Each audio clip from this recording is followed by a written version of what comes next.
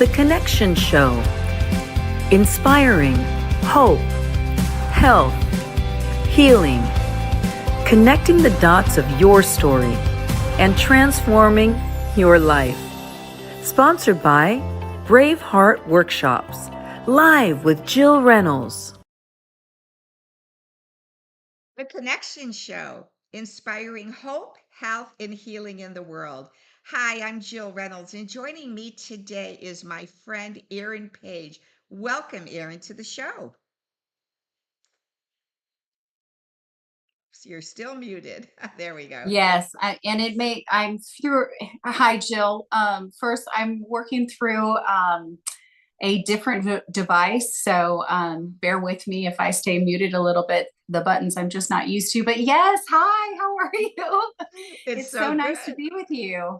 Yes, and we've got some interesting things coming up in Kansas City in September, and we'll talk about that a little later into the program.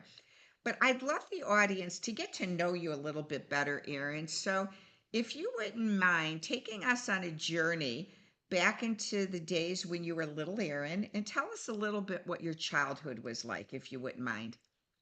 Sure. Well, my childhood, I actually am from the Midwest. I grew up in the Wichita area and in Kansas, I should say. And, you know, pretty typical, love to, I suppose maybe this is just something that would uh, project something in my future, but that my mom had a big empty ceramic flower pot big enough for them to put me inside of it. And I would take my little plastic phone and I would call and make appointments and talk to people. So that was like my little office. So I guess as we look at, the things that I'm doing around the country and the world right now, maybe that was a what do you call it, premonition for what I'd be doing in the future. But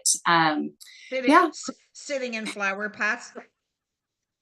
well, I do love nature as well. So, but yeah, I mean, there's still, the old films from the 70s, that film my dad would take and, it's like I would just dial and I just talk like it was, a very important meeting, so that's just a little fun part about my childhood and, went through all very involved in school. In a smaller town, you get involved in a lot of different things. And I have always been involved from dance to theater, voice lessons, modeling, National Honor Society, Girl Scouts. I was a very, very busy young woman, especially in high school, and then graduated from the University of Kansas with a degree in fine arts and visual communication or graphic design. So that kind of visual artistry has always been a part of my life. And, graduated and was a young woman and started with an architectural firm doing their graphic design and working in their marketing department and helping them develop their brand. And moving forward, they actually saw talent in me in presentations and wanted me to move forward and giving presentations and being in front of groups and sell that way. But as we all are, and when we're young, I knew that the winds were blowing and I ended up moving to Kansas City in my early 20s. And, so that kind of brings you up to date with, my childhood and my young adulthood. What year did you graduate from KU? 95. 95. Okay. Mm-hmm. Yeah, my son went to KU, but it was at least 8 years, 9 years later. So quite a bit, but he's a Jayhawk as well. Yeah, I Rock, always wanted to be a Jayhawk. Those fake birds out there, pretty powerful. yep, rock chalk, rock chalk. Rock chalk Jayhawk all day long. So let's go back a little bit back to your childhood. How many siblings, or if you have any, do you have siblings in Mhm, your family? sure. And where are I you? have, yeah, I have a younger sister. She is 3 years younger than me, but we were 4 years apart in school. So we were never in high school together or college. And here's another funny story. So I had graduated in 95. My sister started in 95 at KU. And then at Christmas break, when we were all together, she said, I think I've just discovered something. And I said, what's that? And she said, I think people think I'm you because we look very much alike. And I joked with her and I said, well, no wonder they don't call me anymore. They think I've been rude. She goes, yeah, I walk on campus and they're like, hi, Erin. And I'm like, I don't know who that is. And I said, well, I wondered why they didn't call me anymore. So, yeah, That's funny. yes, I have a younger sister and just absolutely adore her. I very, very special moment to bring her home from the hospital. I remember my dad taking me to a gift shop and I bought a stuffed raccoon that was about yay big. And they wheeled my mom out and she got in the car holding, car seats really weren't a required thing in the early 70s. And so she's holding my sister in the front seat and I don't know anything about a baby and I reach over and I give my sister her new stuffed raccoon which was bigger than she was, just thinking, and it's just I think back on that and I go how precious and how innocent that gesture of hey, you're my sister, here's this big stuffed There's a new animal. one. Yeah. So So yeah, we've had a really special bond. in your childhood, this is what I've learned by doing this connection show broadcast is there's a saying in the Bible or just a saying in general, in this world there will be trouble, but hold fast for I am with you, is says God. And so within that childhood that it sounds like you had a loving family, a sister, a lot of accolades growing up, where was some of the troubles in within your family structure that you went through? Uh, well, um,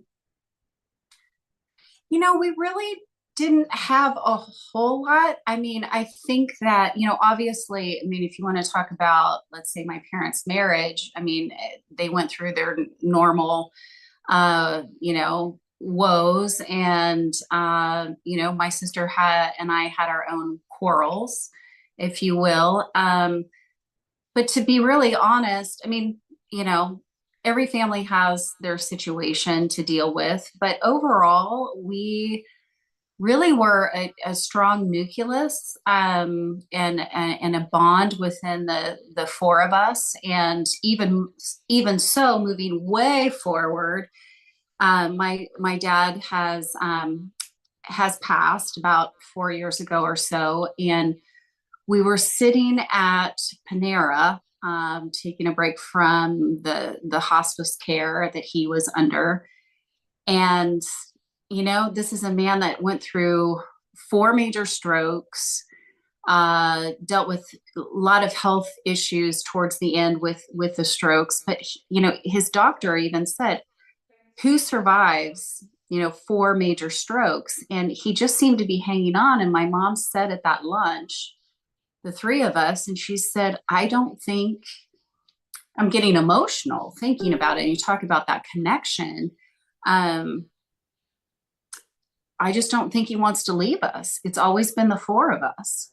And my dad really wasn't a golfer or into sports or anything. And he just did everything that we wanted to do. I mean, we did have a space at the lake and could went boating. That was his joy and love. But really, other than that, it was just us and taking us around to anything that we wanted to do and vacation. A few vacations. We didn't go on a lot of vacations. That's one thing that we didn't do was go on a whole lot of vacations. If we did, Colorado was always the place for us to go, and we would go hiking. But I think that's a real testament, Jill, to the bond that the four of us had together.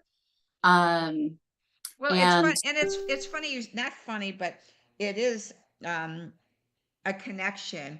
What that bond is, because Aaron, my dad, it was my sister, my brother, and me. and my sister was the oldest. And on her 68th birthday in 2020, she wasn't feeling well, so she went to the hospital and got diagnosed with pancreatic cancer, and Oh, they gave her 12 weeks to live. And so we all flew to Colorado to see her, did a family reunion, and 10 days before she passed, and we knew she was getting to that level. My dad was at home, and he was 94, and he lived in Chicago. And my dad would go 50 running laps in the pool every day. He did a full circuit at 94, worked out, and he just, like, in the house, just slipped down to the ground. And they took him by ambulance and they ran a million tests on him. And he was literally clenching his teeth and holding his fists like this for days on end. And he was in and out of consciousness. As soon as I said, Dad, Gwen's gone, she went to heaven to see Jesus. As soon as I said that, even though he really was nonverbal for several days, his arms relaxed, his teeth did. And he was like saying, okay, now I can slip away and go with Gwen. And it was like he knew he didn't want to let her go alone. And so he was like, I'm going to go with her. And I can completely, and thank you for sharing that, because I do believe that that when our loved ones, and someday we will be in that same space of just having so much love for our family and that connection, that it's almost like, they're waiting for that permission and that gateway to be open to, just release themselves. Because as soon as we had that conversation, we went back to see my dad, and my mom spent some time out with the nurse. And I had seen Maya Angelou. She's since deceased, but she's, a great poet, and well known. And there's a video on YouTube that is called basically on love. And she talks about how love liberates. And I remembered that. And I highly recommend people take a minute to watch that. It's about 5 minutes. And it really talked about how her mom, as a young woman, liberated her to life by allowing her to be who she is. And then upon her mother's deathbed, she gave her permission to go. And I remembered that. And so it was a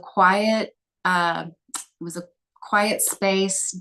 The room was dark, and I went up to my dad, and, he wasn't coherent. And this can really make me get emotional. But I went up to his ears and I said, if you're looking for permission, or if you're looking for validation that you did okay, you did great. You've got 2 daughters, a wife, you have grandchildren now. It's okay for you to go. It's okay. We're okay. And his eyes moved underneath his eyelids. Mm-hmm. And I know he heard me.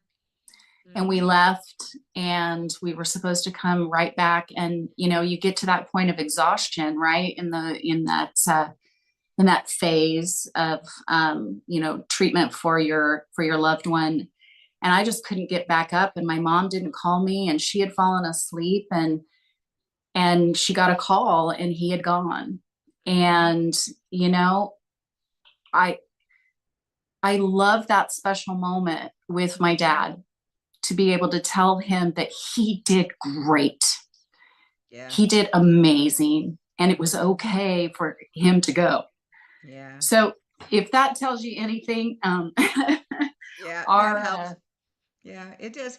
And grief is so different for all of us. So, Erin, if you could then, so you graduated college and you started this amazing career, and I know you have a son. So, which direction did this take you in? uh, well, yes, I had a son at age 28. I was married, and, you know, um, I stopped working after he was born and just kind of did some side jobs. I babysat some friends, kids, and all of that. Prior to having him, I was a designer for a gift packaging place that made like mugs with candy for Walmart, Kmart. It was a corporation out of Chicago. And but moving forward, we ended up, my husband and I decided that it wasn't a good space for us, and it was a hard decision. But ended up getting divorced, and when my son was 3, and so Jill, that kind of left me in an interesting space because of my childhood and that beautiful experience with my parents staying together and my mom raising the 2 girls. She was a teacher prior to me being born. And, I really thought that that was going to be my life. And that's what I really, really, truly at the core wanted and saw. But as we all get presented with different scenarios that take us in a different direction. So I'm a single mom, and I ended up trying all kinds of different things from real estate, retail. I ended up taking a position here in the Kansas City area as a local rep group in the food service industry. So I, called on different people selling wares that we repped, and did that for 12 and a half years. So basically my son's entire education, I started that when he was in kindergarten, and then transitioned to more of a corporate position with one of those lines. And did that, broke away. I was actually called to be of service in a different way in 2021. And I told my boss, who I had great respect for, that it had nothing to do with the position or him as a boss or as a company. But, sometimes we're called to a higher power and, called to do something, and our higher power calls us to do that. And, he took a few minutes, had to call me back because I was an important employee. And he took a few minutes to gather himself, and he just called me back and he said, I'm a, man of faith, and who am I to say that, you have to stay or try to convince you to stay if you're being called a different way. So that brings me to a point in my life where I realized that I was being called to speak and take the stage a little bit more often.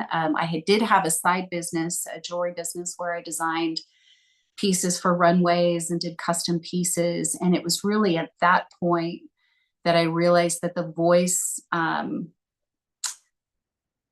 within me and the God gift, that I had to create this jewelry, it was telling it a story of its own. And people would reach out to me and say, I feel better when I wear it. And, how do you stay so positive? Because I had, there were some tough times in my 20s. I didn't really dive into that, but, from sexual and physical abuse and all of that. And they're like, so people started asking me to speak to their groups or to, take time to share my story more with them and with different platforms. So when I was in 2021, when I left my corporate position, it was really to share those stories a little bit more often and be help people become more heart-centered, because that's really ultimately the way that I was able to navigate through some of those tough times in my early 20s, was through, just through, well, obviously higher source and my heart center, and realizing that I had this really amazing heart and needed to share it. So from that, I had a couple events called Dream Party, and it was Dare Radiantly Every Day and Moment. And through that, I was introduced to a woman that you know well, and probably your audience knows as well, Bryn Wood. And she had started a movement called the BTBY, or Becoming the Better You. and got involved with that organization and have been speaking, and that's how we connected, right? Yeah. Through that. So yeah, Yeah. it's been it's sometimes you just don't realize what your timeline is going to bring forth. And what I've realized is that that line that is consistent between our birth date and our death date is really our heart and our soul, and why we're here and our purpose. And then everything else just kind of oscillates between kind of the good and the not so good. But you can always come home, right? You can always come home and center yourself and pray and meditate um and and center yourself into what you were really brought here to do, and to create that connection And that's and from that's what and that's what we are, the connection show. That's what that's well right. let I want to pause for just a moment and show the audience your bio. So this is Erin's bio, which has her website on it and her LinkedIn page so that you could reach out to her. And then I wanted to show you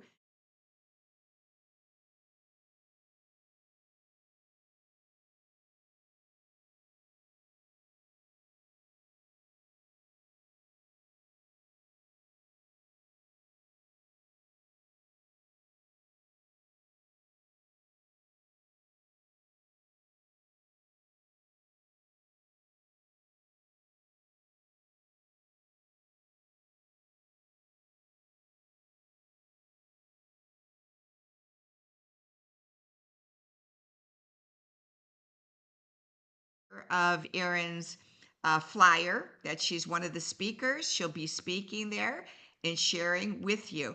And so we'd really love for the audience to join us in Kansas City. It's only actually 4 weeks away. I can't even believe it already. But yeah, we're 4 weeks out for the event, and we have a special guest that's going to be there that Bren met, and it's the infamous Kevin Harrington, who was one of the original Shark Tank founders, and he's going to be giving a speech there actually on the Saturday.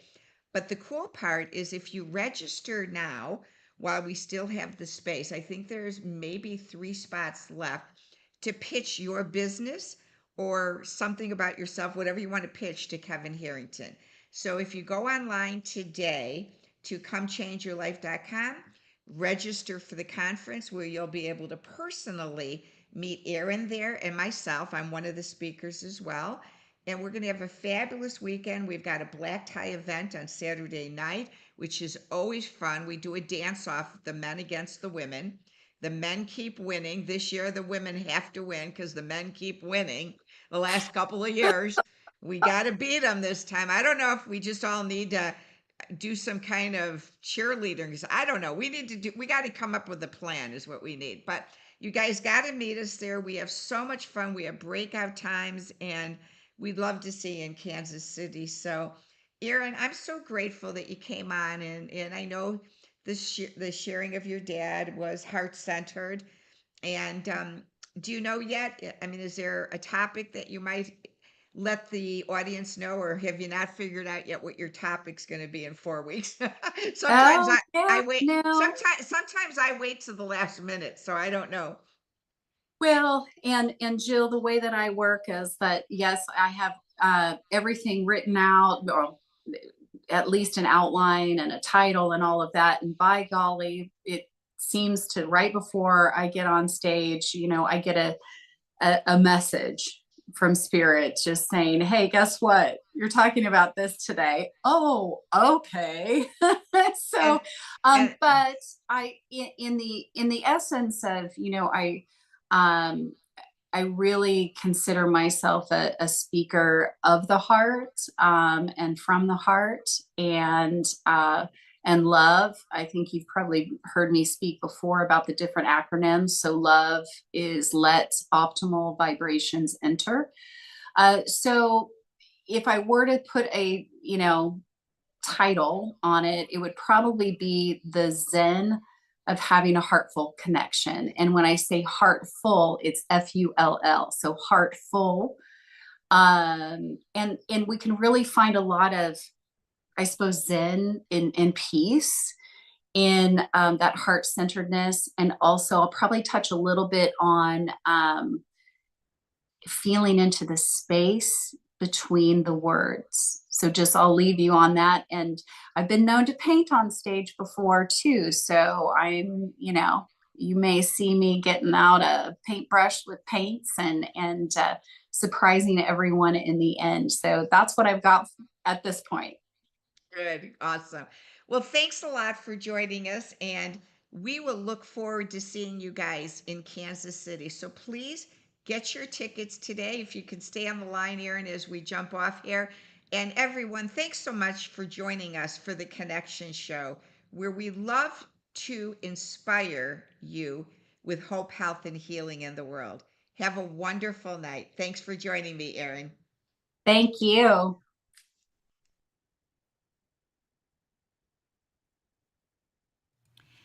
Thanks for joining us today on The Connection Show, where we bring you stories that will transform your life. The Connection Show would appreciate your support. Please go to either our Patreon page or our PayPal Me Now link today. We love our podcast show guests and appreciate our listeners and YouTube subscribers. Please go to our YouTube channel called The Connection Show and Braveheart Workshops and subscribe now. Remember to click the gray bell in the All tab so you don't miss any upcoming episodes.